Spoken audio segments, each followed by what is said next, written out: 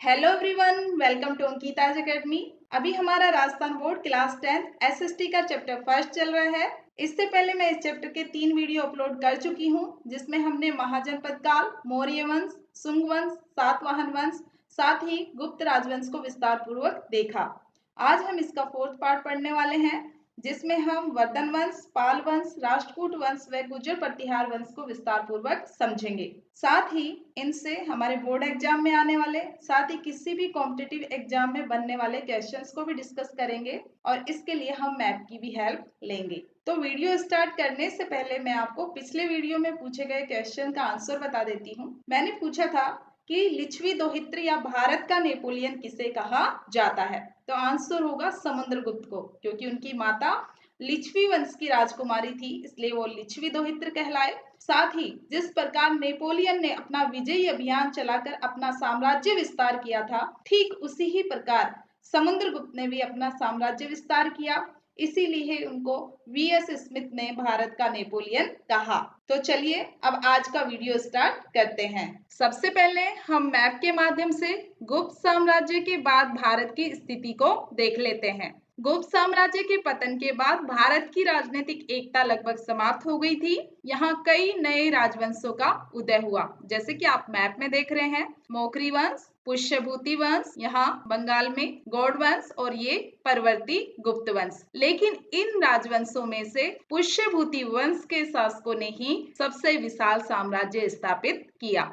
तो चलिए बुक में देखते हैं। वर्धन वंश 6ठी शताब्दी ईस्वी में दिल्ली के निकट थानेश्वर में पुष्यभूति से, जो कि शिव के उपासक थे, इस वंश का प्रारंभ हुआ, इसीलिए इसे पुष्यभूति वंश भी कहते हैं। थानेश्वर वर्तमान हरियाणा में स्थित है और प्राचीन काल से हिंदुओं का मुख्य धार्मिक स्थल रहा है। इस वंश में 3 महत्वपूर्ण राजा हुए, प्रभाकर वर्धन, राज्यवर्धन और हर्षवर्धन। प्रभाकर वर्धन के 2 पुत्र थे, राज्यवर्धन व हर्षवर्धन, जबकि एक पुत्री राजश्री थी, जिसका विवाह उन्होंने कन्नौज के मोखरी शासक ग्रहवर्मा के साथ कर दिया था। यह विवाह एक तरह से वर्धन वंश व मोखरी वंश में मित्रता स्थापित करने के लिए किया गया था, क्योंकि ग्रहवर्मा पूर्वी दिशा में गौड़ शासक शशांक से भयभीत थे, जबकि प्रभाकर वर्धन मालवा के राजा देवगुप्त से चिंतित थे।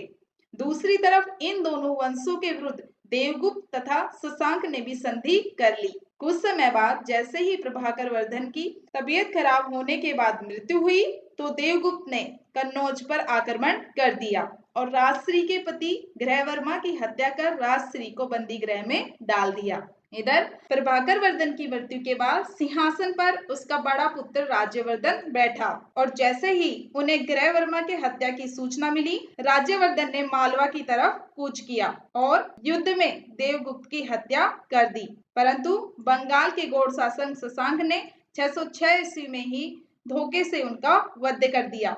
इसके बाद राज्यवर्धन का छोटा भाई हर्षवर्धन शासक बना, जिन्होंने 40 वर्ष तक राज्य करके अपनी कीर्ति का विस्तार किया। चूंकि वह निसंतान थे, अतः उनकी मृत्यु के साथ ही पुष्यभूति वंश का अंत हो गया। तो यहाँ से हमारा क्वेश्चन बन रहा है कि वर्धन वंश के 3 महत्वपूर्ण राजा कौन से थे? प्रभाकर वर्धन, राज्यवर्धन और हर्षवर्धन। साथ ही वर्धन वंश की स्थापना किसने की थी? पुष्यभूति ने वर्धन वंश की स्थापना की थी। आगे चलते हैं। जिस समय हर्ष सिंहासन पर बैठे, हमने देखा कि राज्य की स्थिति अत्यंत संकटपूर्ण थी। गौड़ के राजा शशांक ने उनके बड़े भाई राज्यवर्धन का वध कर डाला था। साथ ही उनकी छोटी बहन राजश्री भी अपने प्राणों की रक्षा के लिए किसी अज्ञात स्थल पर चली गई थी। हर्षवर्धन ने शीघ्र ही एक बौद्ध भिक्षु थे दिवाकर मित्र, उनकी सहायता से अपनी बहन को ढूंढ निकाला और कामरूप वर्तमान असम, यहाँ के राजा भास्कर वर्मा से संधि करके शशांक के विरुद्ध एक बहुत बड़ी सेना भेज दी। हर्षवर्धन की इतनी विशाल सेना को देखकर शशांक डर गया और वापस अपने प्रदेश गौंड लौट गया। इसी के साथ ही हर्षवर्धन ने कन्नौज पर अधिकार स्थापित कर इसे अपने साम्राज्य की राजधानी बना लिया। हर्ष ने धीरे धीरे अपने राज्य और प्रभाव क्षेत्र को बढ़ाने के लिए कई सैनिक अभियान चलाए। उनके मुख्य अभियानों में बंगाल, पंजाब, चालुक्य और वल्लभी से हुए युद्ध शामिल हैं।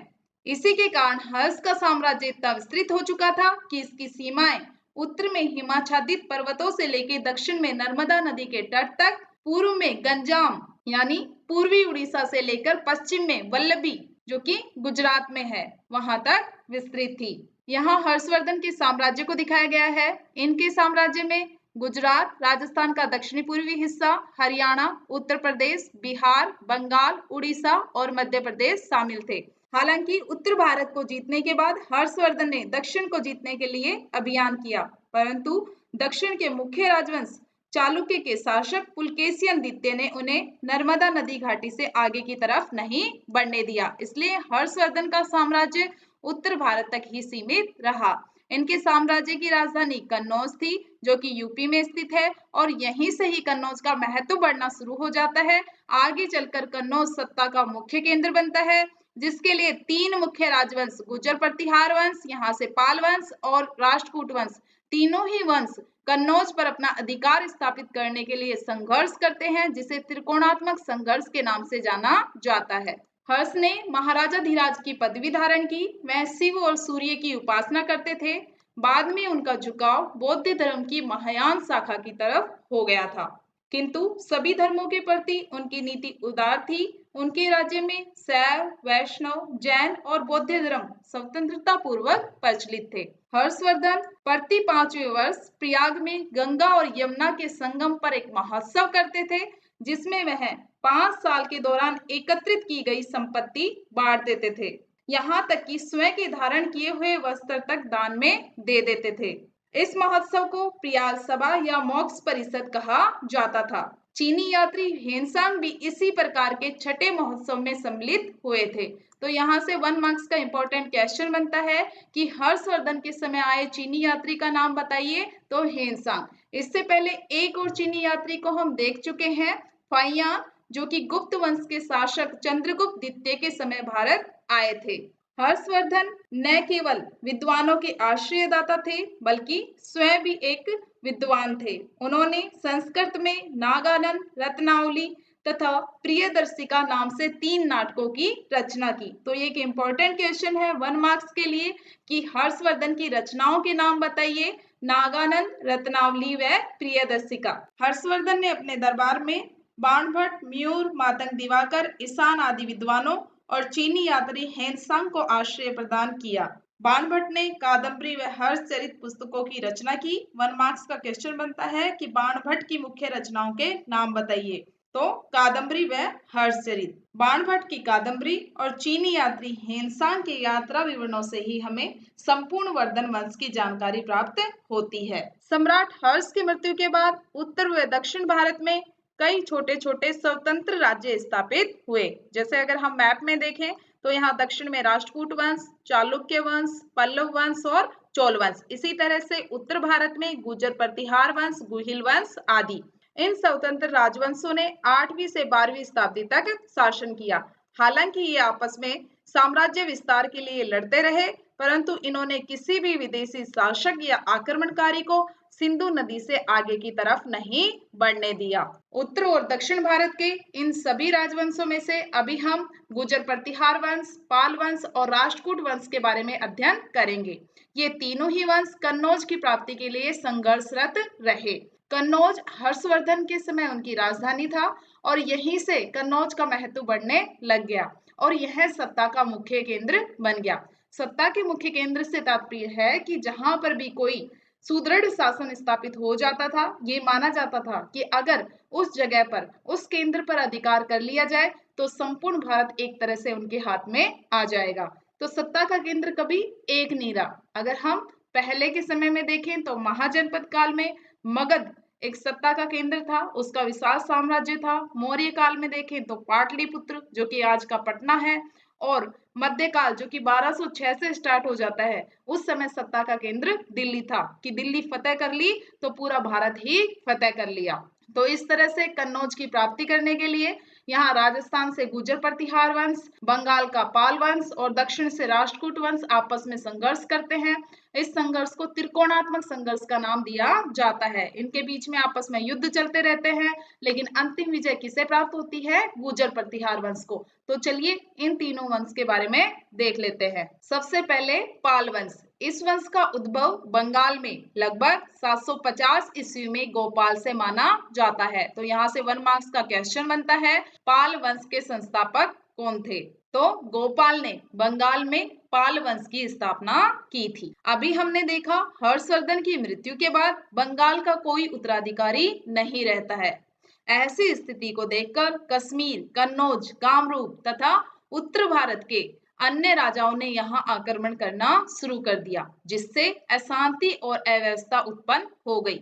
इस अव्यवस्था से परेशान होकर यहाँ की जनता व सरदारों ने मिलकर गोपाल को अपना राजा नियुक्त किया। गोपाल ने पूरे बंगाल में शांति और व्यवस्था स्थापित की। पाल वंश का दूसरा शासक है धर्मपाल, जो कि इस वंश के सबसे महान राजा थे। उन्होंने अपने राज्य का विस्तार कन्नौज तक किया। प्रतिहारों और राष्ट्रकूटों के साथ हुए त्रिकोणात्मक संघर्ष में भी अपने राज्य को सुरक्षित रखा। धर्मपाल को ही विक्रमशिला विश्वविद्यालय का संस्थापक भी माना जाता है। धर्मपाल के बाद उनके पुत्र और उत्तराधिकारी देवपाल ने शासन किया। देवपाल ने भी अपने पिता की तरह कई युद्धों में विजय प्राप्त करके अपने साम्राज्य का विस्तार किया। वह अपनी राजधानी पाटलिपुत्र से बंगाल ले गए। उनकी राजसभा में सुमात्रा के राजा बालापुत्र देव ने दूत भेजकर नालंदा में बौद्ध मठ बनाने की अनुमति मांगी, जिसे देवपाल ने स्वीकार कर लिया। देवपाल के बाद कमजोर राजा होने साथ ही गुर्जर प्रतिहारों के लगातार आक्रमण के कारण पाल वंश की स्थिति कमजोर पड़ने लगी। लेकिन नवे राजा महिपाल प्रथम के समय पाल साम्राज्य में दोबारा से जान आ जाती है। महिपाल ने पाल साम्राज्य को दोबारा से एकता के सूत्र में बांधा। हालांकि चोल शासक राजेंद्र प्रथम के हाथों उन्हें हार का सामना करना पड़ा। राजेंद्र प्रथम ने 1023 ईस्वी तक गंगा तक के सभी प्रदेशों को जीतकर गंगेकोंड की उपाधि धारण की थी। 12वीं शताब्दी के मध्य तक पाल वंश की शक्ति और ज्यादा कमजोर हो जाती है और गोविंद पाल को पाल वंश का अंतिम शासक माना जाता है। पाल वंशी राजा बौद्ध थे और उनके राज्यकाल में बौद्ध शिक्षा केंद्रों की बड़ी उन्नति हुई। नालंदा तथा विक्रमशिला के प्रसिद्ध महाविहारों को उनका संरक्षण प्राप्त था। प्रसिद्ध बौद्ध भिक्षु अतिसा 10वें पाल राजा नेपाल के राज्यकाल में तिब्बत के राजा के निमंत्रण पर वहां भी गए थे। पालवंशी राजा कला और वास्तुकला के महान प्रेमी थे। पालवंशी राजाओं ने धीमान, विटपाल जैसे महान शिल्पियों को संरक्षण प्रदान किया था। पाल युग के अनेक जलाशय आज भी दीनापुर जिले में बचे हुए हैं। तो यहाँ से और जो हमारे क्वेश्चन बनते हैं कि कौन सा पाल वंश का शासक था जिसने प्रतिहारों और राष्ट्रकूटों के साथ हुए त्रिकोणात्मक संघर्ष में पहली बार भाग लिया, तो धर्मपाल यहाँ पे आंसर होगा। इसके बाद राजा बालापुत्र देव का दूत किनके शासनकाल में आया था, तो देवपाल के शासनकाल में आया था। तो ये कुछ क्वेश्चन इससे बन रहे हैं। अब देखते हैं राष्ट्रकूट वंश को। इस राजवंश की स्थापना दंती दुर्ग ने 736 ईस्वी में की थी। तो 1 मार्क्स का इंपॉर्टेंट क्वेश्चन बनता है, राष्ट्रकूट वंश के संस्थापक कौन थे? आंसर होगा दंती दुर्ग। उन्होंने नासिक को अपनी राजधानी बनाया और नासिक वर्तमान महाराष्ट्र में स्थित है। इस वंश में कुल 14 शासक हुए। दंती दुर्ग पहले वातापी के चालुक्यों के अधीन एक सामंत हुआ करते थे। चालुक्य दक्षिण भारत का महत्वपूर्ण राजवंश था। इसकी अनेक शाखाएं थी। मेनली भारतीय इतिहास में हमें इसकी 3 शाखाओं की जानकारी प्राप्त होती है। सोलंकी वंश, बादामी या वातापी के चालुक्य और कल्याणी के चालुक्य। तो दंती दुर्ग पहले वातापी के चालुक्यों के अधीन एक सामंत हुआ करते थे। अंतिम चालुक्य शासक कीर्तिवर्मा द्वितीय को हराकर उन्होंने दक्षिण में चालुक्यों की सत्ता समाप्त कर दी और राष्ट्रकूट वंश की स्थापना की। ये वही वातापी शाखा है जिसके पुलकेशियन द्वितीय ने हर्षवर्धन को दक्षिण में विस्तार करने से रोका था। राष्ट्रकूट वंश के ही कृष्ण प्रथम ने एलोरा के सुप्रसिद्ध कैलाश मंदिर का निर्माण कराया। तो ये भी इंपॉर्टेंट क्वेश्चन है, एलोरा के सुप्रसिद्ध कैलाशनाथ मंदिर का निर्माण किसने करवाया था? तो राष्ट्रकूट वंश के शासक कृष्ण प्रथम ने। इसी वंश के चौथे शासक ध्रुव ने गुर्जर प्रतिहार शासक वत्सराज को हराया और 5वें शासक गोविंद तृतीय ने गुर्जर प्रतिहार शासक नागवर द्वितीय और पाल शासक धर्मपाल को पराजित किया।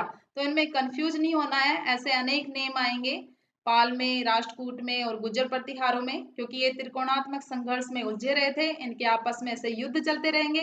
तो इनमें से जितने भी इंपॉर्टेंट क्वेश्चन बनेंगे मैं आपको बता दूंगी और ज्यादा पे आपको ध्यान नहीं देना है। तो यहाँ से ये अच्छा क्वेश्चन है क्योंकि गुर्जर प्रतिहार शासक नागवर द्वितीय को बहुत ज्यादा शक्तिशाली माना जाता रहा है। तो वह कौन सा राष्ट्रकूट शासक था जिसने गुर्जर प्रतिहार शासक नागभट्ट द्वितीय को और पाल शासक धर्मपाल को पराजित किया? तो आंसर होगा गोविंद तृतीय। उसने राष्ट्रकूटों के साम्राज्य को मालव प्रदेश से कांची तक विस्तृत कर दिया। इसी वंश के छठे शासक अमोघवर्ष शांति प्रिय थे। उन्होंने लगभग 64 वर्षों तक राज्य किया। उन्होंने ही मान्यखेत या मालखेड़, जो कि वर्तमान कर्नाटक के गुलबर्ग जिले में स्थित है, को राष्ट्रकूटों की राजधानी बनाया। तो ये इंपॉर्टेंट क्वेश्चन है क्योंकि इससे पहले राष्ट्रकूटों की राजधानी नासिक हुआ करती थी। अरब यात्री सुलेमान ने अमोघवर्ष की गणना विश्व के तत्कालीन 4 महान शासकों में की। तो ये भी इंपॉर्टेंट क्वेश्चन है कि अरब यात्री सुलेमान ने विश्व के तत्कालीन 4 महान शासकों में से कौन से राष्ट्रकूट शासक की गणना की? तो सुलेमान की उन्होंने गणना की। कृष्ण द्वितीय तथा इंद्र तृतीय ने कन्नौज के तत्कालीन शासक महिपाल को पराजित कर भागने को विवश कर दिया। 12वें शासक कृष्ण तृतीय के शासनकाल में राष्ट्रकूटों का दक्षिण के चोल शासकों से एक दीर्घकालीन संघर्ष आरंभ हुआ। अभी हमने देखा पाल वंश के 9वें शासक महिपाल प्रथम को चोल राजा राजेंद्र प्रथम के द्वारा हरा दिया जाता है, यानी चोल एक महत्वपूर्ण शक्ति के रूप में अब उभर रहे थे। राष्ट्रकूटों का प्राभव कल्याणी के चालुक्य के द्वारा हुआ। चालुक्य की अनेक शाखाएं थी। वातापी के चालुक्यों को हराकर राष्ट्रकूटों ने अपना शासन स्थापित किया, जबकि कल्याणी के चालुक्यों ने राष्ट्रकूटों को हराकर अपना शासन दोबारा से स्थापित किया। चालुक्य शासक तैलप ने 973 ईस्वी में राष्ट्रकूटों के कर्क द्वितीय को हराकर मान्यखेत पर अधिकार कर लिया। राष्ट्रकूट शासक वैदिक धर्म के प्रबल समर्थक थे। तो कौन से धर्म को मानते थे? वैदिक धर्म को। उन्होंने कई भव्य मंदिरों का निर्माण करवाया। वे संस्कृत और कन्नड़ साहित्य के भी पोषक थे। अरबों ने इस वंश के शासकों को बलहारा या बलराज कहकर संबोधित किया। तो यहाँ से भी एक क्वेश्चन बन रहा है, अरबों ने किस वंश को बलहारा या बलराज कहकर संबोधित किया? तो राष्ट्रकूट वंश को। अब देखते हैं गुर्जर प्रतिहार वंश को। इस राज्य की स्थापना नागभट्ट नामक एक सामंत के द्वारा 725 ईस्वी में गुजरात में हुई, इसीलिए इसका नाम गुर्जर प्रतिहार पड़ा। तो यहाँ से भी वही सेम क्वेश्चन बनता है, गुर्जर प्रतिहार वंश के संस्थापक कौन थे? तो आंसर होगा नागभट्ट। नागभट्ट प्रथम बहुत बड़े वीर थे। उन्होंने सिंध की ओर से होने वाले अरबों के आक्रमण का सफलतापूर्वक सामना किया। मैं आपको बता दूं कि ये भारत है और यहाँ पश्चिमी सीमा।